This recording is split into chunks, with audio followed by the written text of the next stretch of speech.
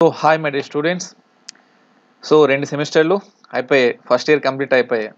So మూడో సెమిస్టర్కి వచ్చేటప్పటికి మనకి బిఏ హానర్స్లో మొత్తంగా 4 సబ్జెక్ట్స్ ఉంటాయి. 4 సబ్జెక్ట్స్. ఆ 4 సబ్జెక్ట్స్తో పాటు మీకు ఒక స్కిల్ పేపర్, అలానే multi disciplinary course. So maximum చాలా కాలేజెస్లో ఈ స్కిల్ పేపర్లో ఐసీటీ ఉంటుంది. అలానే మల్టీ డిసిప్లినరీ కోర్సులో public administration or accounting subject కానీ ఏదో ఒకటి తీసుకోవాలని ఉంటుంది మ్యాక్సిమం. సో మన పొలిటికల్ సైన్స్ సబ్జెక్ట్కి వచ్చేస్తే పొలిటికల్ ఇన్స్టిట్యూషన్స్ ఒకటి, ఇండియన్ కాన్స్టిట్యూషన్స్ ఒకటి, అలానే western political thought, ancient and medieval ఒకటి, అలానే ఇండియన్ ఫెడరల్ సిస్టమ్. సో గాబరైపోకండి, ప్రతిదీ వివరించి చెప్తాను. So first of all congratulation to everyone. So మీకు 2 సెమిస్టర్లు అయిపోయి. సో పాస్ ఫెయిల్ పక్కన పెట్టేసండి, డిగ్రీని ఎంజాయ్ చేయండి, ఆస్వాదించండి. డిగ్రీ అంటే చదివి పాస్ అవ్వడము ఇది కాదు, లైఫ్ లాంగ్ మనం చదువుతూనే ఉంటాం. కాకపోతే డిగ్రీ అంటే ఏంటి, వే ఆఫ్ లైఫ్. హాయ్ రా, ఎలా ఉన్నారు? సో చాలా రోజుల తర్వాత సో కాలేజ్ మానేసాక అనిపించే సో వీళ్ళకి ఎలా మనం కాంటాక్ట్ అవ్వగలం అని చెప్పి సో నేను కాలేజ్ మాత్రమే మానేశాను. సో నా ఇప్పుడు టీచింగ్ కాదు. సో ఇక్కడి నుంచి నాకు టైం దొరికినప్పుడల్లా వీడియోస్ అనేది చేస్తాను. సో పొలిటికల్ సైన్స్ సంబంధించి మీకు ఎటువంటి డౌట్ అనేది ఉండదు. సో సబ్జెక్ట్ని చదువుకోండి, at the same time enjoy చేయండి. ఎంజాయ్ చేస్తున్నారా లేదా? So Sai Kiran and Tarun, Charan and Navya, Prashanti and Chiti, Gayatri, so మిగతా ఎవరి పేర్లు మర్చిపోతానో ఎక్స్క్యూజ్ చేయండి. సో ఈ యొక్క వీడియోలో సిలబస్ అండ్ ఎలా ఉంటుంది పేపర్స్ అనేది ఉంటుందని చెప్పడం జరిగింది. నెక్స్ట్ వీడియోస్లో ప్రతి ఒక్క సబ్జెక్ట్ సంబంధించి క్లాసు అండ్ నోట్స్తో, అలానే ఎగ్జామ్స్లో ఎలా వన్ డే బ్యాట్స్మెన్స్ ఉన్నారు కదా మన క్లాస్లో ఎక్కువ మంది, సో వాళ్ళ కోసం చెప్తాను. చదువుకోండి, ఎంజాయ్ చేసుకోండి. అదే సో మా స్టూడెంట్స్ కాలేజ్ చెప్పాను. సో కొత్తగా ఎవరు వింటున్నారు వాళ్ళ కోసం. సో 4 పేపర్స్ ఉంటాయి: political institutions, Indian constitution, western political thought, ancient and medieval, అలానే ఇండియన్ ఫెడరల్ సిస్టమ్. అందులో మనకు మేజర్గా సార్ కాంపిటేటివ్ పరంగా కూడా నాకు ఇంపార్టెన్స్ కావాలి, అలానే నేను భవిష్యత్తులో సివిల్స్ రాస్తే నాకు ఆప్షనల్గా ఒక సబ్జెక్ట్ ఉండాలి సార్ ఈ పొలిటికల్ సైన్స్లో కావాలంటే, మీరు మెయిన్గా చదువుకోవాల్సింది ఏంటంటే Indian constitution and federal system. ఈ వెస్ట్రన్ పొలిటికల్ థాట్ ఎవరైతే టీచింగ్ మీద ఇంట్రెస్ట్ ఉందో, లేకపోతే పీజీలో చేయాలనుకుంటారో, ఈ వెస్ట్రన్ పొలిటికల్ థాట్ మీద కూడా అవగాహన పెంచుకోవాలి. సో ఒక్కొక్క పేపర్ వైజ్ మనం ఎక్స్ప్లెనేషన్ ఇస్తాను. సో మీకు ముందుగా చాలామంది వన్ డే బ్యాటింగ్ ఆడతారు కాబట్టి ఆల్ ఓవర్ 2 తెలుగు రాష్ట్రాల్లో ఉన్న స్టూడెంట్స్ చెప్తున్నాను. So one day batting okay, నేను కూడా వన్ డే బ్యాటింగ్ రాశాను. కాకపోతే ఫస్ట్ అవగాహన పెంచుకోండి. ఎందుకంటే ఇప్పుడు మైనర్ సబ్జెక్ట్, మేజర్ సబ్జెక్ట్స్ అని చెప్పి వచ్చేసాయి. సో ఇంటర్మీడియట్లో ఒక కోర్స్ చేసి మనం డిగ్రీలో ఒక కోర్స్ వచ్చాక సివిక్స్ చేసి ఉంటే ఓకే, మిగతా కోర్స్ నుంచి వచ్చే వారికి అసలు అవగాహన ఉండకపోవచ్చు. సో వాళ్ళ కోసం అనేది ఫస్ట్ సిలబస్ అనేది చెప్పుకుందాం. సో పొలిటికల్ ఇన్స్టిట్యూషన్ ఆ సిలబస్ చెప్పిన తర్వాత నెక్స్ట్ క్లాసెస్లో అసలు ప్రతి ఒక్క సబ్జెక్ట్ సంబంధించి డీప్ ఎక్స్ప్లెనేషన్ ఇస్తాను. వాటితో పాటు క్లాస్ ఎండింగ్లో వన్ డే బ్యాటింగ్ ఎలా ఆడాలి, సో వన్ డే బ్యాటింగ్ ఎలా ఆడడం కాదు, పేపర్ ప్రజెంటేషన్ ఎలా ఇవ్వాలని చెప్తాను. సో ఫస్ట్ పేపర్ వచ్చేసి political institutions. So political institutions అంటే ఏంటి సార్ అంటే, అందులో మనకి యూనిట్స్ పరంగా ఉంటాయి. సో యూనిట్స్ పక్కన పెట్టేసాను. యూనిట్స్ పక్కన పెట్టేస్తే మనకి ఆ పొలిటికల్ ఇన్స్టిట్యూషన్స్లో ఏముంటాయి సార్ అంటే, మనకి గవర్నమెంట్స్. సో ఏదైనా ఒక government organs of the government అంటే ఏం చెప్తాము, లెజిస్లేటివ్, ఎడ్యుకేటివ్, జ్యుడిషియరీ. సో ఆ లెజిస్లేటివ్లో ఏముంటాయి, పార్లమెంటు అండ్ అసెంబ్లీస్ ఉంటాయి. అలానే ఎడ్యుకేటివ్లో ఎవరు వస్తారు, collectors, prime minister, chief minister, అలానే co minister and chief secretaries, ఐఏఎస్లు అందరూ ఇందులోకి వస్తారు. అలానే జ్యుడిషియరీకి ఏమొస్తాయంటే supreme court, high court, district courts, junior civil judge courts, senior civil judge courts, ఇవన్నీ ఇందులోకి వస్తాయి. సో వాటి కోసము ఈ యొక్క పొలిటికల్ ఇన్స్టిట్యూషన్ అనే పేపర్లో మనము చూసుకుంటాం. వాటితో పాటు మనకి centres state, central government state గవర్నమెంట్కి సంబంధించి పవర్ డిస్ట్రిబ్యూషన్ ఎలా ఉంటుంది. సో కొన్ని సందర్భాల్లో సెంట్రల్ గవర్నమెంట్కి కొన్ని విషయాలతో అధికారం ఉంటుంది. సో దేశానికి సంబంధించి రక్షణ పరంగా ఏం చూసుకుంటుంది, ఇండియన్ ఆర్మీ తీసుకుంటుంది. సో ఇండియన్ ఆర్మీ అంటే ఏంటి, సెంట్రల్ గవర్నమెంట్ ఆధీనంలో ఇండియన్ దేశం మొత్తము అది చూస్తుంది. సో స్టేట్ గవర్నమెంట్కి సంబంధించి కొన్ని విషయాలకు సంబంధించి ఆ రాష్ట్రానికి సంబంధించి ఏపీ ఆర్ తెలంగాణ తీసుకుంటే ఏపీలో అండ్ తెలంగాణకి సంబంధించి ఏవైతే ఉన్నాయో వాటి కోసం అనేది ఉంటుంది. సో అలా separation of powers. So federal government చెప్పుకున్నాం మనం ప్రీవియస్ క్లాస్లో. సో ఫెడరల్ గవర్నమెంట్ ఏంటి, సెంట్రల్ స్టేట్ ఉండి వాటి మధ్య డిస్ట్రిబ్యూషన్ ఆఫ్ పవర్ జరిగి అది రాజ్యాంగం బేస్ మీద నడుస్తుంది. సో దాన్ని బట్టి మనకి వాటి యొక్క లెజిస్లేటివ్ యొక్క పవర్స్ ఏంటి, ఎగ్జిక్యూటివ్ యొక్క పవర్స్ ఏంటి, అలానే వాళ్ళ యొక్క ఫంక్షన్స్ ఏంటి, ఆ ఆర్టికల్స్ ఏంటి అనేది మనము చూసుకుంటాం. అలానే వీటితో పాటు యుఎస్ఏ, యునైటెడ్ స్టేట్స్ ఆఫ్ అమెరికాలో ఎలా ఉంటుంది పవర్స్, అలానే యూకేలో పవర్స్ ఎలా ఉంటుంది. సో అమెరికాలో ఏం చూస్తాం మనము, అంతా ప్రెసిడెంట్ చేతులు ఉంటుంది. ఇప్పుడు ప్రెసిడెంట్ ఎవరు, డొనాల్డ్ ట్రంప్ 47వ అధ్యక్షుడు ఇప్పుడు అమెరికాకి. అలానే యూకే స్టెర్నర్. సో అక్కడ ఉన్న ప్రభుత్వాలు ఎలా ఉంటాయి, వాటి యొక్క సపరేషన్ ఆఫ్ పవర్స్ ఎలా ఉంటుంది అనేది మనము చూస్తాం సెకండ్ యూనిట్లో. అలానే థర్డ్ యూనిట్కి వచ్చేటప్పటికి ఫార్మ్స్ ఆఫ్ గవర్నమెంట్. సో మనకి ఫస్ట్ ఏదైతే మానవుడు పుట్టిన తర్వాత ఏమైంది, మంకీ నుంచి మ్యాన్ నుంచి వచ్చాడని చెప్తాడు.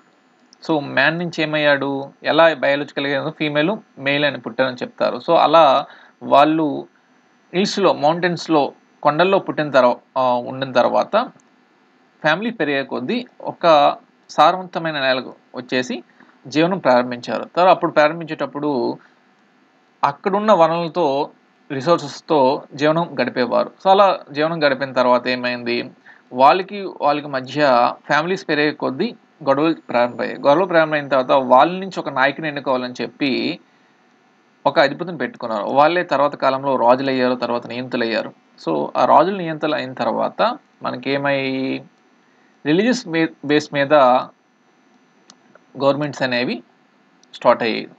సో రిలీజియస్ బేస్ అంటే ఏంటి, ఒక దేశానికి సంబంధించి మత పెద్ద ఏవైతే ఉన్నారో వాళ్ళే దేశానికి అధిపతి పరంగా ఉండేవారు. తర్వాత ఏమైంది, చాలా దేశాల్లో ఒక మతం పరంగానే వెళ్ళిపోతుంది. సో ఎలా అయితే డెవలప్మెంట్ జరగదు, అలానే దాన్ని ఒక మంచి గవర్నమెంట్ అనలేమని చెప్పి ఎప్పుడైతే చాలా కంట్రీస్కి ఇండిపెండెన్స్ వచ్చాయో అప్పుడు మోడర్న్ గవర్నమెంట్స్ అనేవి వచ్చాయి. సో ఈ మోడర్న్ గవర్నమెంట్ రాకముందు ఈ యొక్క మతాలు అలానే ఈ బేస్మెంట్ చేసేటప్పుడు మనకి ఏం చూస్తాము, డెమోక్రసీ, అరిస్టోక్రసీ, ఆలిగర్చీ, టైరన్నీ, ఇలాంటి ప్రభుత్వాలు ట్రెడిషనల్ గవర్నమెంట్స్ అని చెప్తారు. సో నిరంకుశం, కిమ్ జోన్ ఉన్నాడు, సో నియంత్రణగా పాలిస్తాడు నార్త్ కొరియా అధ్యక్షుడు.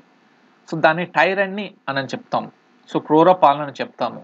అరిస్టోక్రసీ అంటే ఏంటంటే ట్రెడిషనల్. ఒకప్పుడు 5-6వ శతాబ్దాల్లో ఏమైందంటే ఎవరైతే బాగా సమాజం పట్ల అవగాహన ఉండి బాగా చదువుకుని ఉన్నవారు వాళ్ళే దేశాన్ని పరిపాలించేవారు. దాన్ని అరిస్టోక్రసీ అంటారు. ఈ అరిస్టోక్రసీ బాగా చెప్పింది ఎవరంటే ప్లేటో, అరిస్టోక్రసీ కోసం చెప్పిన వ్యక్తి.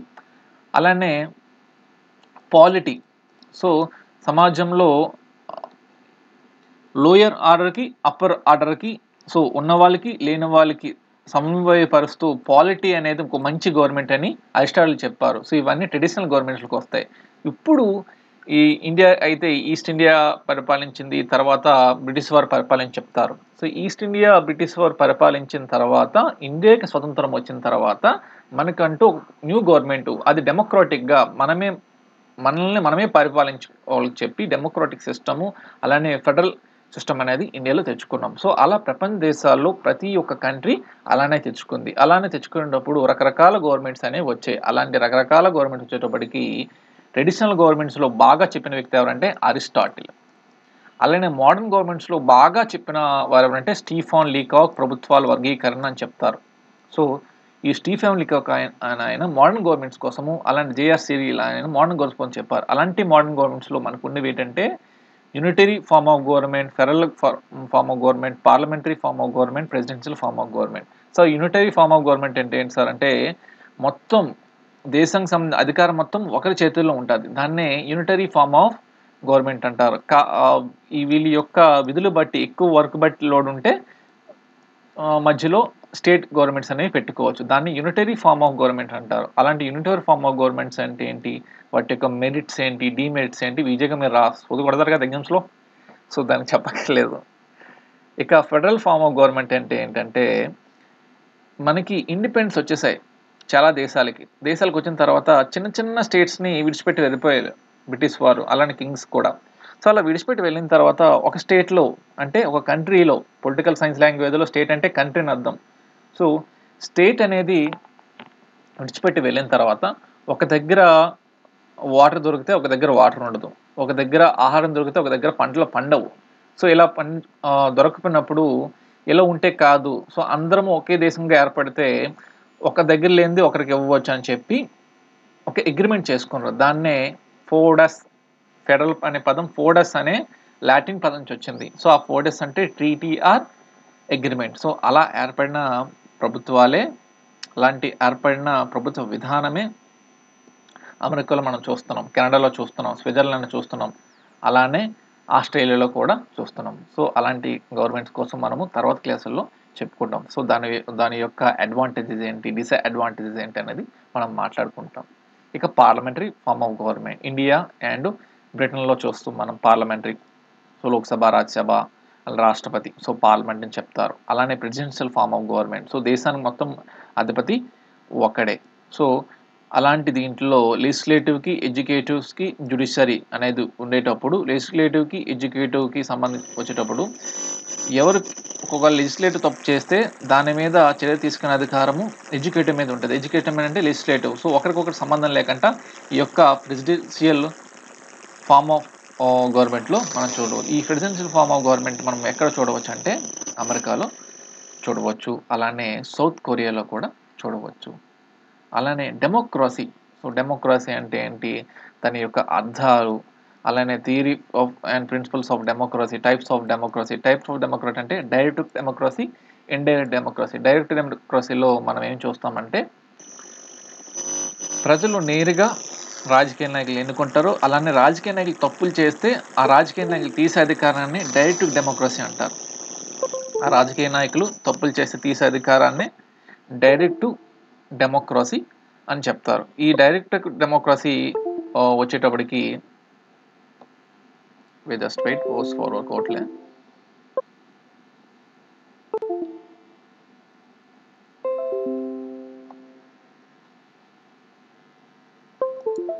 సో, ఈ డైరెక్ట్ డెమోక్రసీ వచ్చేటప్పటికి స్విట్జర్లాండ్‌లో మనం చూస్తాం. సో, స్విట్జర్లాండ్‌లో మనం ఎంచుకున్న రిప్రజెంటేటివ్స్ ఎవరైతే ఉన్నారో, ప్రజాప్రతినిధులు ఏదైతే ఉన్నారో, వాళ్ళు అవినీతి పరులుగా మారితే, లేకపోతే వాళ్ళని తీసే అధికారం కూడా ప్రజలకు ఉంటది. అలాంటి స్విట్జర్లాండ్ కూడా ఉంటది. సో, ఇక్కడ ఇండైరెక్ట్ డెమోక్రసీ అనేది ఇండియా అనే ఉదాహరణ తీసుకోవచ్చు.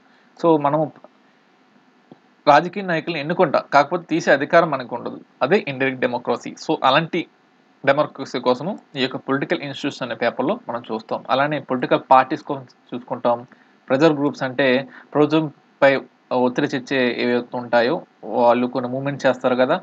అలానే పబ్లిక్ ఒపీనియన్ అనేది ఎలా ఉంటాది అనేది చూస్తాం. సో, పబ్లిక్ ఒపీనియన్ అంటే ఏంటి సార్? ఎలక్షన్స్ విషయంలో విషయంలో ప్రజల యొక్క ఒపీనియన్స్ ఎలా ఉంటదనేది ఆ పొలిటికల్ థియరిటికల్‌గా మనం చూసుకుంటాం. సో, ఎక్కువగా ఈ యొక్క దీంట్లో ఈ పొలిటికల్ ఇన్స్టిట్యూట్స్ అనే పేపర్‌లో ఎక్కువగా థియరీ పార్టే ఉంటది. సో, మీరు సోది కొడతారు కదా! సో, అది పొలిటికల్ ఇన్స్టిట్యూషన్ అనే పేపర్. సో, ఈ పొలిటికల్ ఇన్స్టిట్యూషన్ పేపర్ కోసం చెప్పేదేంటంటే ఎక్కువగా థియరీ ఉంటాయి. సో, మెరిట్స్ అంటే ఏంటి? డిసడ్వాంటేజెస్ అంటే ఏంటి? అసలు ఈ మెరిట్స్ పొలిటికల్ పార్టీస్ మెరిట్స్ ఏంటి? డిసడ్వాంటేజెస్ ఏంటి? డెమోక్రసీ యొక్క మెరిట్స్ డిసడ్వాంటేజెస్ ఏంటి? అనేది మనము ఈ యొక్క పొలిటికల్ ఇన్స్టిట్యూషన్స్ అనే పేపర్‌లో చూస్తాం. నెక్స్ట్ వన్ వచ్చేసి Indian constitution paper. Very, very important ఇది. ఈ యొక్క పేపర్‌ని ఎవరైతే బాగా చదువుకుంటారో ఎస్ఎస్‌సికి, అలానే ఆర్ఆర్‌బీకి, అలానే యూపీఎస్‌సికి చాలా చాలా ఇంపార్టెంట్. సో, మనం చదివేటప్పుడు చదువులో 100% ఓన్లీ చదువే పెట్టకూడదు డిగ్రీలో. సో, 100%లో 20% చదువుకు పెడితే, 20%లో చదువుతో సంబంధం లేకుండా ఏదో ఒక స్కిల్ కోసం పెట్టుకోవాలి. ఇంకో 20% ఎంజాయ్‌మెంట్ పైన పెట్టాలి. 20% గేమ్స్ పైన పెట్టాలి. ఇంకో 20% లైఫ్‌లో ఏం చేయాలని దాన్ని పెట్టాలి. సో, 100% చదువు చదువే అంటే అది చదువు కాదు. అది దాన్ని డిగ్రీ అని అనలేము. వాళ్ళని అమ్ములు బేబీస్ అని చెప్పుకుంటాం. సో, మీకు ఆ భాషలో అయితే ఎక్కుతది కాబట్టి అలా చెప్తున్నాను. సో, 100%లో డిగ్రీ అనేది ఏం చెప్పాను, 20% ఎడ్యుకేషన్ ఉండాలి. 20% ఎంజాయ్‌మెంట్ ఉండాలి.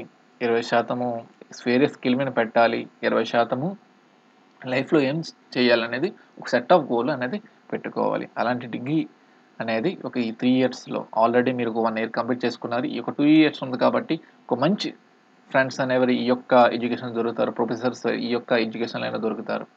సో, ఎడ్యు ఓన్లీ టీచర్సే కాదు.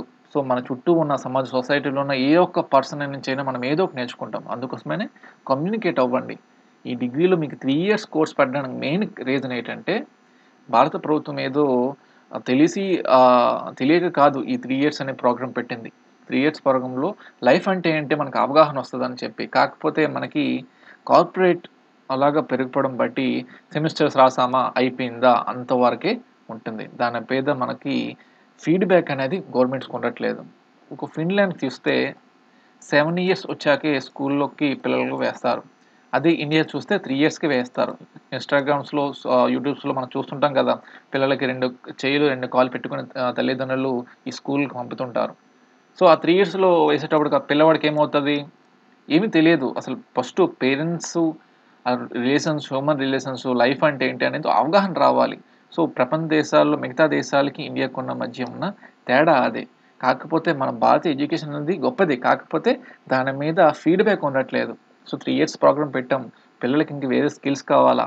ఇప్పుడు మనకి డిగ్రీ అయిన తర్వాత వె వెంటనే ఏదో ఒక జాబ్ వచ్చినట్టుగా ఉండాలి. జపాన్ యొక్క గవర్నమెంట్స్ ఏం చేస్తాయంటే ఒక పిల్లవాడికి ఎడ్యుకేషన్ అయిపోయిందా? 18 ఇయర్స్ ఆర్ 20 ఇయర్స్ అయిపోయా వెంటనే జాబ్ ఇస్తుంది. పిలిచి మరీ జాబ్ ఇస్తుంది. కాకపోతే ఇండియాలో ఏం చెప్తారు? అన్‌ఎంప్లాయ్‌మెంట్ ఎక్కువగా, ఇండియన్ పాపులేషన్ ఎక్కువ అని చెప్తారు. అదొక కారణంతో ఆపేస్తారు. కాబట్టి ఈ డిగ్రీ ఏజెస్‌లో ఒక్కొక్కటి 20, 20, 20% పెట్టుకోండి. ప్రతీదీ లైఫ్‌ని ఎంజాయ్ చేయండి. అవగాహన పెంచుకోండి. సో, మంచి ఈ యొక్క ఎడ్యుకేషన్ సిస్టమ్‌లోనే మంచి మిత్రులు దొరుకుతారు. కొందరు హ్యాండ్ ఇస్తారు. కొందరు మనకు మంచి చేస్తారు. అలానే వారితో పాటు లైఫ్‌లో సెట్ ఆఫ్ గోల్స్ అనేది ఈ యొక్క టైమ్ ఆఫ్ పీరియడ్‌లో వస్తది. సో, ఏ ఒక్క మనిషి జీవితంలోనైనా బంధాలు అనేది కామన్. లవ్ అనేది కామన్. ఫ్రెండ్‌షిప్ అనేది కామన్. అలానే ఫెయిల్యూర్ అనేది కామన్. సక్సెస్ అనేది కామన్. ఏజ్ అనేది అయిపోయినది అనేది కామన్. సో, ఇవన్నీ కామన్. కాబట్టి just enjoy the way of life. So, Indian constitution. Indian constitution వచ్చేటప్పటికి మనకి ఫస్ట్ యూనిట్‌లో ఏముంటదంటే, కాన్స్టిట్యూషన్ అంటే ఏంటి? దీని యొక్క ఎవల్యూషన్ ఆఫ్ కాన్స్టిట్యూషన్. సో, మనకి కాన్స్టిట్యూషన్ ఇన్ ది వరల్డ్ అంటే రియోనోడోనస్ రోమన్ కాన్స్టిట్యూషన్. సో, అలాంటి కాన్స్టిట్యూషన్ వచ్చేటప్పటికి కాన్స్టిట్యూషన్ యొక్క రకాలు రిగ్గిడు, అన్‌రిగ్గడు, దృఢ రాజ్యాంగం, అదృఢ రాజ్యాంగం అని చెప్పి కామన్‌గా ఉండేది అందరికీ తెలిసి ఉంటది. అలానే ideological base of the constitution. So, ఈ యొక్క ఇండియన్ కాన్స్టిట్యూషన్‌లో ఈ మొత్తం యూనిట్‌లో ఏముంటదంటే మీకు making of the Indian constitution. Making of the Indian constitution ఏంటంటే మనకి ఇండియన్ కాన్స్టిట్యూషన్ యొక్క చరిత్రలో 1773 నుంచి 1857 అలానే 1858 నుంచి 1947 ఆర్ 1950 వరకు మధ్య జరిగిన సంఘటనలనే ఈ యొక్క కాన్స్టిట్యూషన్ అండ్ ఇండియన్ కాన్స్టిట్యూషన్ అనే పేపర్‌లో చూసుకుంటాం. అలాంటి పేపర్స్‌లో constitution developing in India during British rule. So, British వాళ్ళు 1608వ సంవత్సరంలో వచ్చారు. ఈస్ట్ ఇండియా కంపెనీ అనే వాళ్ళు ఏర్పాటు చేసుకున్నారు ఈస్ట్ ఇండియా కంపెనీ. తర్వాత టైంలో 1773 నుంచి 1858 మధ్య ఈస్ట్ ఇండియా కంపెనీ పరిపాలించింది. సో, అలాంటి పరిపాలించిన దాన్నే మనము చార్టర్ యాక్ట్స్ అంటాం. చార్టర్ అంటే ఏంటి సార్ అంటే ఒప్పందం. సో, ఈస్ట్ ఇండియా కంపెనీ ఒక ఒప్పందం ప్రకారం ఇండియాకొచ్చారు.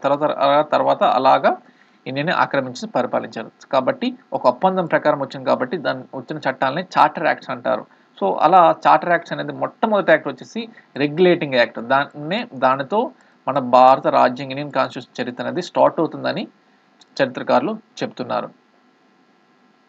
సో, అలా చెప్పేటప్పుడు 1857 ఇండియన్ రివోల్ట్ తర్వాత 1858 నుంచి 1947 మధ్య బ్రిటిష్ వాళ్ళు పరిపాలించడం మొదలుపెట్టారు. సో, అలా బ్రిటిష్ వాళ్ళు మొదలుపెట్టిన తర్వాత ఇప్పుడొచ్చిన ఈ యొక్క సందర్భంలో వచ్చిన చట్టాలని కౌన్సిల్ యాక్ట్స్ అని చెప్పుకుంటాం.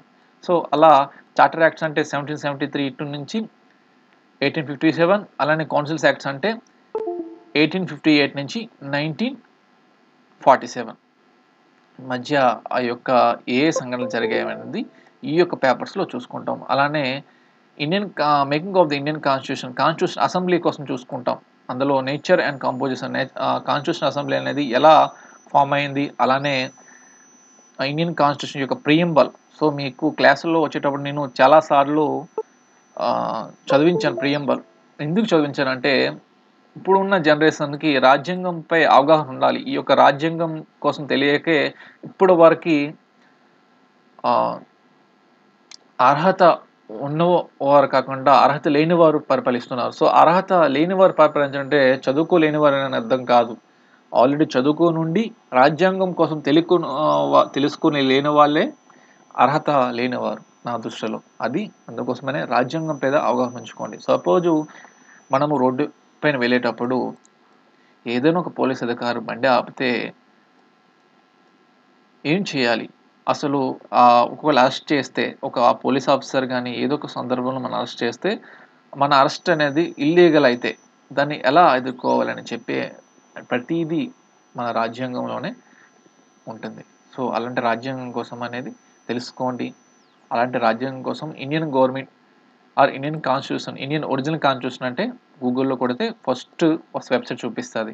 ఆ వెబ్సైట్లో మీకు తెలుగులో కావాలంటే తెలుగులో ఉంటుంది, ఇంగ్లీష్ కావాలంటే ఇంగ్లీష్ ఉంటుంది, హిందీ కావాలంటే హిందీ ఉంటుంది. రకరకాల లాంగ్వేజ్లో ఇండియన్ ఒరిజినల్ కాన్స్టిట్యూషన్ చదువుకోండి. ఇక 4th యూనిట్లో rights, fundamental rights. So fundamental 12 నుంచి 35 వెరీ వెరీ ఇంపార్టెంట్. ఈ యొక్క రైట్స్ ఎవరైతే చదువుకుంటారో ప్రతి ఎగ్జామ్లో అనేది కంపల్సరీగా ఫండమెంటల్ రైట్స్ పైన వచ్చే ఛాన్స్ ఉంటుంది. అలానే directive principles of state policy 4th పార్ట్లో ఉంటుంది. ఈ ఫండమెంటల్ రైట్స్ అనేది ఇండియన్ కాన్స్టిట్యూషన్లో 3rd పార్ట్లో ఉంటుంది. And directive principles of state policy అనేది 4th పార్ట్లో ఉంటుంది. సో ఈ యొక్క క్లాసెస్ అనేవి నేను తర్వాత క్లాస్లో నేను పెడతాను. అలానే ఫండమెంటల్ రైట్స్కి డిఫరెన్స్, డైరెక్టివ్ ప్రిన్సిపల్కి మధ్య తేడా ఏంటి ఉంటుంది. అలానే fundamental duties article 51 clause a fundamental duties అనేవి ఉంటాయి. సో మీకు నేషనల్ ఫ్లాగ్కి రెస్పెక్ట్ఫుల్గా ఉండాలి, అలానే నేషనల్ ఇంటిగ్రిటీకి భంగం వాటిల్లకుండా మనం రక్షించాలి అనేవి కొన్ని ఉంటాయి. ఇవన్నీ మనకి ఏవైతే ఇవి ఉన్నాయో ఎవరికైతే కాంపిటేటివ్ మాకు వద్దు సార్ మేము మామూలు వేరే వీరికి వెళ్ళిపోతాం, ఓన్లీ డిగ్రీ చదువుకున్నామంటే ఇది మామూలుగా థియరీ రాసుకుంటే అయిపోద్ది. ఎవరైతే కాంపిటేటివ్ ఫీల్డ్కి రావాలనుకుంటున్నారో వాళ్ళైతే ప్రతిదీ ఇంచుమించుగా చదువుకోవాలి. అదే అకాడమిక్ బేస్కి వస్తే మనకి ఎంత దీనిగా వివరించనక్కర్లేదు. సో అక్కడ మనకి ఎస్ఐ క్వశ్చన్స్ అనే షార్ట్ క్వశ్చన్స్ అని ఇస్తారు. కాబట్టి ఎస్ఐ క్వశ్చన్స్ అంటే ఒక 6 పేజెస్, అదే షార్ట్ క్వశ్చన్ అయితే ఒక 2 పేజెస్లో రాస్తే అయిపోయాయి. అలానే theory of basic structure. So constitution అనేది అమల్లోకి వచ్చిన తర్వాత రాజ్యాంగానికి వ్యతిరేకంగా సెంట్రల్ గవర్నమెంట్, స్టేట్ గవర్నమెంట్ తీసుకున్న ఏదైతే నిర్ణయాలు ఉన్నాయో దానికి theory of basic structure. So మన భారత రాజ్యాంగం సవరణ చేయొచ్చు, కాకపోతే దాని యొక్క మౌలిక స్వరూపాన్ని మార్చేస్తామంటే అది ఎట్టి పరిస్థితుల్లో జరగదు అని చెప్పి కొన్ని కేసెస్ ఉన్నాయి. అలాంటి కేసులో గోల్క్నాథ్ కేసు 1967 ఒకటి, అలానే కేశవానంద భారతి కేసు. సో భారతీయ సుప్రీంకోర్టు చరిత్రలో చాలా చాలా ఇంపార్టెంట్ కేసు ఇది. అలానే మినర్వా మిల్స్ కేసు 1980. సో ఇది theory of basic structure. So భారత రాజ్యాంగం మౌలిక స్వరూపాన్ని ఏ ఒక్క గవర్నమెంట్ కూడా మార్చలేదు అని చెప్పి ఉన్నది ఇండియన్ కాన్స్టిట్యూషన్. ఇందులో మనకి మేకింగ్ ఆఫ్ ఇండియన్ కాన్స్టిట్యూషన్ చూస్తాము, ఫండమెంటల్ రైట్స్ చూస్తాం, direct principle of state policy చూస్తాం, అలానే ఫండమెంటల్ డ్యూటీ చూస్తాం, అలానే ఈ యొక్క కేసెస్ అనేది చూస్తాం. తర్వాత క్లాసులో దానికోసం వివరిస్తాను. ఇక థర్డ్ పేపర్ వచ్చేసి Indian federal system. Indian federal system వచ్చేటప్పటికి ఏముంటాయి సార్ అంటే మనకి ఇండియా అనేది క్వాసి ఫెడరల్ అనేది చెప్తారు. సో ఫెడరల్ అంటే వచ్చేటప్పటికి ఫోడస్ అనే పదం నుంచి వచ్చింది. ఏ ఫోడస్ అంటే అగ్రిమెంట్ ఆర్ ట్రీటీ అని ప్రీవియస్ క్లాస్లో చెప్పాను. ఎవరైతే కొత్తగా కూర్చుంటారో ఈ ఫెడరల్ అనే గవర్నమెంట్ అనేది Canada, America, Switzerland, Australia, Mexico, Nigeria ఇలాంటి కంట్రీస్లో ఈ ఫెడరల్ గవర్నమెంట్ ఉంటుంది. ఈ ఫెడరల్ గవర్నమెంట్ అంటే ఇందాక చెప్పుకున్న స్టోరీ. సో ఎవరైతే బ్రిటిష్ వాళ్ళు విడిచిపెట్టిన రాజులు విడిపించిన తర్వాత వెళ్ళిపోయారు, చిన్న చిన్న స్టేట్స్ అనేది ఒక్కొక్క కంట్రీస్గా ఏర్పడ్డాయి. ఆ కంట్రీ ఏ బేస్ మీద ఏర్పడ్డాయి అంటే వాళ్ళకి మౌలిక సదుపాయాలనే హ్యూమన్ రిసోర్సెస్ లేవు. సో, కొన్ని దగ్గర హ్యూమన్ రిసోర్సెస్ ఉన్నాయి. సో, కాబట్టి అందరూ కలిసి ఉంటే ఆ వనరులను అందరూ ఉపయోగించుకోవచ్చని చెప్పి ఒక అగ్రీమెంట్ చేసుకున్నారు. దాన్నే ట్రీటీ అంటారు. కాకపోతే ఇండియాని ఫెడరల్ అని అనరు. సో, ఇండియన్ యూనియన్ అని చెప్పుకుంటారు. సో, మనకి ఇండియా అనేది ఎప్పుడూ నుంచి ఒకేలా ఉంది. కాకపోతే అమెరికాలో రకరకాల ఇండివిడ్యువల్ స్టేట్స్ ఉన్నాయి. ఆ ఇండివిడ్యువల్ స్టేట్స్ అనేది ఒక అగ్రీమెంట్ చేసుకొని ఏర్పడ్డాయి. కాబట్టి ఇండియా వేరు, అమెరికా వేరు. సో, కాకపోతే అందులో క్వాసీ ఫెడరల్ సమాఖ్య విధానాన్ని ఉపయోగిస్తున్నాం. అంటే సెంటర్ స్టేట్ రిలేషన్స్ అనేది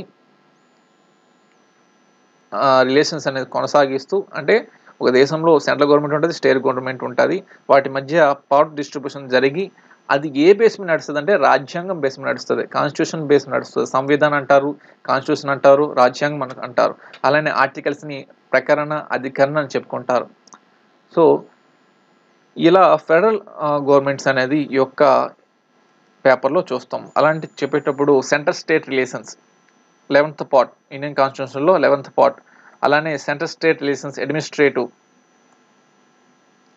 అలానే సెంటర్ స్టేట్ రిలేషన్స్ ఫైనాన్షియల్ సంబంధించి కేంద్ర ప్రభుత్వంకున్న అధికారాలేంటి, రాష్ట్ర ప్రభుత్వాలకున్న అధికారాలేంటి. సో, ఏ అధికారాలు ఏటికి చెందుతాయి. సపోజు సెంట్రల్ గవర్నమెంట్‌కి ఏం చెందుతాయి, పోస్ట్ ఆఫీసెస్, అలానే ఆహ్, ఇన్ ఇండియాకి సంబంధించి డిఫెన్స్ ఫోర్సెస్ అవన్నీ సెంట్రల్ గవర్నమెంట్‌కి చెందుతాయి. మరి స్టేట్ గవర్నమెంట్‌కి ఏం చెందుతాయంటే జైల్స్, అలానే అగ్రికల్చర్ ఇవన్నీ స్టేట్ గవర్నమెంట్‌కి చెందుతాయి. సో, వీటికి సంబంధించి సెంట్రల్ గవర్నమెంట్‌కి, స్టేట్ గవర్నమెంట్‌కి కలిపి ఆహ్, స్ ఉంటాయి. సో, ఇవన్నిటిని కలిపి మనము central list, state list, concurrent list అని చెప్తాం. ఎవరైతే ఆల్రెడీ పాలిటీ చదువుంటారో వాళ్ళకి అవగాహన ఉంటది. సో, అవగాహన లేకపోతే నేను తర్వాత వచ్చే క్లాసుల్లో పెడతాను. సో, ఏదైనా ఫ్రీగా చదువుకుందాం, ఈజీగా చదువుకుందాం. సో, ఎక్కువగా ఇదైపోకండి.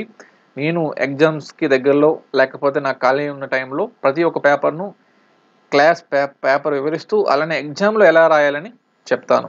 సో సో, ఏదైనా కంఠస్థ పెట్టకండి. అవగాహన చేసుకోండి. సబ్జెక్ట్‌ని ఎంజాయ్ చేస్తూ చదవండి. There will be easy. So, federal process. ఈ ఫెడరల్ ప్రాసెస్ అంటే ఏంటంటే సార్ అంటే సెంట్రల్ గవర్నమెంట్, స్టేట్ గవర్నమెంట్ మధ్య రిలేషన్‌కి సంబంధించి కేసెస్ ఉంటాయి కదా! సో, మనకి 1947 నుంచి 1967 మధ్య దేశాన్ని ఒక పార్టీ పరిపాలించింది. కాంగ్రెస్ పార్టీ పరిపాలించింది. సో, కాంగ్రెస్ పార్టీ పరిపాలించేటప్పుడు ఆ యొక్క టైంలో సెంట్రల్ గవర్నమెంట్‌లో ఏదైతే అధికారం ఉంటదో, స్టేట్ గవర్నమెంట్ కూడా అదే అధికారం కావాలని ఆకాంక్షతో ఉండేవారు. కాబట్టి ఈ సెంట్రల్ గవర్నమెంటు ఏదైతే ఉంటదో, స్టేట్ గవర్నమెంటు ఒక రాష్ట్రంలో స్టేట్ గవర్నమెంట్ ఉండదు. కాకపోతే సెంట్రల్ గవర్నమెంట్‌లో ఉన్న అధికారం ఉన్న పార్టీయే మిగతా 4, 5 స్టేట్‌లో అధికారం ఉంది. సో, అప్పుడు దాని యొక్క ఉద్దేశ్యం ఏంటి? ఈ యొక్క ఒక రాష్ట్రంలో కూడా మా పార్టీ అధికారం కావాలని కోసము విశ్వ ప్రయత్నాలు చేస్తది. అప్పుడు విశ్వ ప్రయత్నాలు చేసేటప్పుడు వాళ్ళకి అనుగుణంగా ఉన్న చట్టాలు తయారు చేసుకుంటది. సో, అలా చట్టాలు చేసుకున్నప్పుడు ఈ అలాంటి సందర్భాలు ఏమేమి ఉన్నాయనేది ఈ ఫెడరల్ ప్రాసెస్ అనేది emerging trends in central state relations అనేది మనం చూస్తాం. సో, ఈ సెంట్రల్ గవర్నమెంట్, స్టేట్ గవర్నమెంట్ మధ్య రిలేషన్‌కి సంబంధించి ఎలా ఉండాలని మనకి కొన్ని కమిషన్స్ వచ్చాయి. అందులో సర్కారియా కమిషన్ ఒకటి, Rajamannar commission, Punchhi commission and రెండవ సెకండ్ అడ్మినిస్ట్రేటివ్ రిఫార్మ్స్ అనేవి కొన్ని కమిషన్స్ వచ్చి సెంట్రల్ గవర్నమెంట్‌కి అధికారం ఉన్నాయి, స్టేట్ గవర్నమెంట్‌కి అధికారం ఉన్నాయి. సెంట్రల్ గవర్నమెంట్ దీంట్లో స్టేట్ గవర్నమెంట్ వేలు పెట్టొచ్చా? లేకపోతే స్టేట్ గవర్నమెంట్‌లో సెంట్రల్ గవర్నమెంట్ అనేది వేలు పెట్టొచ్చా అని చెప్పి కొన్ని కమిషన్స్ వచ్చాయి. ఈ యొక్క సెకండ్ యూనిట్‌లో అది నేర్చుకుంటాం. అలానే థర్డ్ యూనిట్‌లో ఏం చూస్తామంటే ఎలక్షన్ కమిషన్ 324, 329 ఆర్టికల్స్ చాలా చదువుకోవాలి. అలానే ఎలక్షన్ కమిషన్స్ మీదకి సంబంధించి ఎలక్షన్ కమిషన్ ఏదైనా కమిషన్స్ వచ్చాయా? ఎలక్షన్ ప్రాసెస్ సంబంధించి కమిషన్స్ వచ్చాయా? లేకపోతే ఒక అభ్యర్థి లోక్‌సభకు సంబంధించి లేకపోతే రాష్ట్ర అసెంబ్లీకి సంబంధించి పోటీ చేస్తున్నట్లయితే వాళ్ళ యొక్క ఎలిజిబుల్ ఏంటి? అలానే వాళ్ళు ఎంతవరకు ఖర్చు పెట్టొచ్చు? అలానే ఈ నోటా అనేది ఎప్పుడొచ్చింది? అలానే వీవీప్యాట్ అనేది ఎప్పుడొచ్చింది? అనేది ఈ యొక్క ఎలక్షన్ ప్రాసెస్ అనే యూనిట్‌లో మనం చూసుకుంటాం. అలానే panchayati raj system. So, panchayati raj system మనకి ఈ లోకల్ గవర్నమెంట్స్‌కి వచ్చేసి the father of local governments అంటే Lord Ripon is the father of local government. So, ఇండియాలో లోకల్ గవర్నమెంట్స్‌కి పెట్టుకునేటప్పుడు ఎవరిని చెప్పుకుంటామంటే లార్డ్ రిప్పన్ చెప్పుకుంటాం. సో, ఆ యొక్క టైంలో ఆయనుండే టైంలో 1903, 1907 మధ్య ఇండియాలో లోకల్ గవర్నమెంట్స్ పెట్టడానికి ఆయన ట్రై చేశారు. కాబట్టి the father of local governments అంటే లార్డ్ రిప్పన్ అని చెప్పుకుంటాం. సో ఈ యొక్క పంచాయతీరాజ్ సిస్టమ్ అంటే ఏంటి సార్ అంటే ఎప్పుడు మనం దీనికి వెళ్ళాలంటే యూనిటరీ ఫార్మ్ ఆఫ్ గవర్నమెంట్ ఉండాలి. సో యూనిటరీ ఫార్మ్ గంటలో సెంట్రల్ గవర్నమెంట్ మొత్తం చేతుల్లో, అది అడ్మినిస్ట్రేషన్ మొత్తం సెంట్రల్ గవర్నమెంట్ చేతుల్లో ఉంటుంది. సో అందులో ఉన్న ఇంకో ఫ్యూచర్ ఏంటంటే ఒకవేళ అడ్మినిస్ట్రేటివ్కి సంబంధించి ఏదైనా మనకు అవసరం అయితే లోకల్ గవర్నమెంట్స్ అనేది పెట్టుకోవచ్చు అనేది యూనిటరీ ఫార్మ్ ఆఫ్ గవర్నమెంట్ చెప్తుంది. సో ఈ యూనిటరీ ఫార్మట్ సార్ మన ఏంటి సార్ ఇందాక చెప్పారు ఇండియా అనేది క్వాసీ ఫెడరల్ అని చెప్పి, మళ్ళీ యూనిటరీ అంటే ఏంటంటే ఇండియా అనేది mixed type of forms of government అనేది ఉంటాయి. సో ఇండియా అనేది పక్కాగా ఈ గవర్నమెంట్ అనేది మనం చెప్పుకోలేం. సో రకరకాల గవర్నమెంట్ నుంచి కొన్ని ఫ్యూచర్స్ అనేవి తెచ్చుకున్నాం. అలా యూనిటరీ ఫార్మ్ ఆఫ్ గవర్నమెంట్ నుంచి ఈ లోకల్ గవర్నమెంట్స్ అనే సిస్టమ్ మనము తెచ్చుకున్నాం. సో ఈ యొక్క లోకల్ గవర్నమెంట్స్ వచ్చేటప్పటికి ఇండియాలో 1957 నుంచి లోకల్ గవర్నమెంట్స్ కోసము పెట్టడానికి ప్రయత్నాలు జరిగాయి. అలా పెట్టడానికి వచ్చేటప్పుడు ఆ ఇండియన్ గవర్నమెంట్స్ అనేవి కొన్ని కమిటీస్ని ఏర్పాటు చేశాయి. ఈ లోకల్ గవర్నమెంట్స్ మీకు అర్థం అవ్వాలంటే విలేజెస్లో అయితే పంచాయతీరాజ్ అంటాము, అలానే సిటీస్లో అయితే అర్బన్ లోకల్ గవర్నమెంట్స్ అని చెప్పుకుంటాం. So rural local governments, urban local governments. ఆ rural local governments, urban local governments అనేవి ఎలా వచ్చాయి అనేది మనము ఈ యొక్క యూనిట్లో చూసుకుంటాం. ఆ యూనిట్లో వచ్చేటప్పటికి Panchayati Raj, evolution of Panchayati Raj system, అసలు పంచాయతీ అనేది ఒక వర్డ్ ఎక్కడి నుంచి వచ్చింది, అలానే బలవంత్ రాయ్ మెహతా కమిటీ అనేది ఫస్ట్ కమిటీ లోకల్ గవర్నమెంట్స్ కోసము ఇండియన్ గవర్నమెంట్ ఏర్పరిచిన మొట్టమొదటి కమిటీ. తర్వాత అశోక్ మెహతా కమిటీ వచ్చింది, తర్వాత హనుమంతరావు కమిటీ వచ్చింది, తర్వాత ఎల్ఎం సింఘ్వి కమిటీస్ వచ్చాయి, తర్వాత పికే తుంగం కమిటీ వచ్చింది, తర్వాత 1992లో పివి నరసింహరావు గారు ప్రైమ్ మినిస్టర్ ఉండే టైంలో ఈ 73rd 74 అమెండ్మెంట్ యాక్ట్స్ అనేది వచ్చాయి. 73rd అంటే పంచాయతీరాజ్ వ్యవస్థ చెప్తాము, 74 అంటే మున్సిపాలిటీస్, అర్బన్ లోకల్ గవర్నమెంట్స్ కోసం చెప్పుకుంటాం. సో పంచాయతీరాజ్ వ్యవస్థ డే ఎప్పుడంటే ఏప్రిల్ 24. సో ఇవి ఈ యొక్క ఇండియన్ ఫెడరల్ సిస్టమ్ కోసం. ఇక 4th పేపర్ వచ్చేసి western political thought, ancient medieval. So మీకు ఫస్ట్ ఇయర్లో పొలిటికల్ థాట్స్ కోసం చెప్పుకున్నాం, కాకపోతే అక్కడ ఐడియాలజీస్ అని చెప్పుకున్నాం. సో ఇక్కడ వెస్టర్న్ పొలిటికల్ థాట్ చెప్పే ముందు పొలిటికల్ థాట్ అంటే ఏంటి సార్ అంటే చూసుకుందాం. సో మనకి ఏదైనా ఫ్రెండ్స్ మాట్లాడేటప్పుడు లేకపోతే పెద్ద పెద్ద మాట్లాడేటప్పుడు ఫిలాసఫీ చెప్తున్నాడు రా వీడని చెప్తారు కదా. సో ఈ యొక్క పొలిటికల్ థాట్ అంటే ఏంటంటే ఫస్ట్ని పొలిటికల్ థాట్ని పొలిటికల్ ఫిలాసఫీ అని చెప్పుకునే వాళ్ళం. సో హిస్టరీ పరంగా కొన్ని ఫిలాసఫీస్ ఉంటాయి, సైకాలజీ కొన్ని ఫిలాసఫీ ఉంటాయి, అలానే రాజకీయాల పరంగా కొన్ని థాట్స్ ఉంటాయి. సో మన దేశం ఎలా ఉంటే బాగుండని చెప్తారు, లేకపోతే ఆ టైంలో అలా ఉండేవి అని చెప్పేవారు, లేకపోతే ఆ టైంలో అరిస్టాటిల్ టైంలో ఆయన పాలిటిక్స్ అనే గ్రంథం రాశారు. సో ఆయన ఫిలాసఫీ ప్రకారం అది జరిగింది ఉంటుంది. సో అది జరిగిన విషయాలు ఆయన చెప్పారు. సో ఇలా ఫిలాసఫీ అనే పదము తర్వాత టైంలో పొలిటికల్ థాట్గా మారింది. అలా పొలిటికల్ థాట్కి వచ్చేటప్పటికి వెస్టర్న్ పొలిటికల్ థాట్ అంటే గ్రీక్ శాస్త్రవేత్తలకు చెందిన వారిని వెస్టర్న్ పొలిటికల్ థాట్ చెప్తాం. అలాంటి యాన్షియంట్ మెడివల్ టైంలో కొంతమంది శాస్త్రవేత్తలు ఉన్నారు. అలాంటి శాస్త్రవేత్తలు అంటే యాన్షియంట్ ఏం చెప్తాము, ప్లేటో, అరిస్టాటిల్ చెప్తాం. మెడివల్ పీరియడ్ అంటే ఎవరు చెప్తారంటే యాన్షియంట్ పీరియడ్లో ఏమైందని చెప్పాను ప్రీవియస్ క్లాస్లో. యాన్షియంట్ పీరియడ్లో స్టేట్ సెంట్రిక్గా అక్కడున్న రాజులు నడుచుకునేవారు. సో స్టేటే అల్టిమేట్ అని చెప్పేవారు. తర్వాత పాలిటిక్స్ సైన్స్ అనేది రిలీజియస్ సెంటర్గా మారిపోయింది. సో దేశానికి అధిపతి మత పెద్దే అధిపతిగా ఉండేవాడు. తర్వాత 19th and 20th centuries modern governments వచ్చి స్టేట్ అండ్ కొన్ని గవర్నమెంట్స్ వచ్చేసి ప్రజలకి పీపుల్ సెంట్రిక్గా అవి మారాయని ప్రీవియస్ క్లాస్ చెప్పుకున్నాం. సో ఈ యొక్క వెస్టర్న్ పొలిటికల్ థాట్లో ఫస్ట్ యూనిట్కి సంబంధించి history of western political thought, so Plato, Aristotle, అలానే theory of justice. So justice అనేది ఎలా ఉండేది, అలానే ఐడియల్ స్టేట్, ఆదర్శ రాజ్యం, సో ప్లేటో సంబంధించిన విషయాలు, అలానే Aristotle classification of government. Aristotle classification గవర్నమెంట్లో ఏం చూస్తామంటే మొనార్చీ, టైరన్నీ, ఆస్టోక్రసీ, ఆలిగర్చీ, పాలిటీ అండ్ డెమోక్రసీ. సో వారి క్లాసిఫికేషన్ గవర్నమెంట్ అనేది చూస్తాం. అలానే సిసిరో, సెయింట్ అగస్టిన్, సో వీళ్ళు మెడివల్ పీరియడ్ సంబంధించిన వాళ్ళు. సో మెడివల్ అంటే మెడివల్ టైంలో ఎక్కువగా రిలీజియస్ సెంటర్గా ఉండేవి. ఇండియాలో అయితే ఈ మతం అనేది పీక్ స్టేజ్లో ఉండేది. ఆ మతాన్ని రూపుమార్గంకి వచ్చిన వారే జైన మతం అండ్ బుద్ధిస్టులు. సో బుద్ధవాన్ మహావీర్ అనే గౌతమ్ బుద్ధుడు. సో తర్వాత టైంలో మన వాళ్ళు ఏం చేశారో వాళ్ళని కూడా ఒక మత పెద్దలుగా చేస్తారు. సో వారితో పాటు సెయింట్ థామస్ ఆక్వినస్ అండ్ విలియం ఆక్హమ్ అలాంటి నికోలో మ్యాక్యూవెల్లీ వీరి కోసము మనము చెప్పుకోవడం తర్వాత క్లాసుల్లో మనము వాళ్ళ కోసం మాట్లాడుకుంటాం. సో ఇవి 4 పేపర్స్. ఈ 4 పేపర్స్పై మీకు ఫస్ట్గా అవగాహన ఉండాలని చెప్పి ఈ యొక్క నేను వీడియో చేశాను. సో మన క్లాస్ కొద్దిగా ఫాస్ట్గా వెళ్ళి ఉంటుంది. సో మీ టైం నా టైం దృష్టిలో పెట్టుకొని చెప్పాను. సో ప్రతి ఒక్క పేపర్ అనేది క్లియర్ కట్గా వివరిస్తాను. సో ఇందులో ఏం చెప్పాను, డిగ్రీ అనేది వే ఆఫ్ లైఫ్, ఎంజాయ్ చేయండి. అలానే ఎగ్జామ్స్కి వచ్చేటప్పటికి అవగాహన చేసుకొని రాయండి. సో పేపర్ అంటే మెటీరియల్ ఇస్తే ఆ మెటీరియల్ ఎలా కంఠస్థ పెట్టి దాన్ని పరీక్ష అనరు, దాన్ని మనము కాపీ పేస్ట్ అని అంటాం.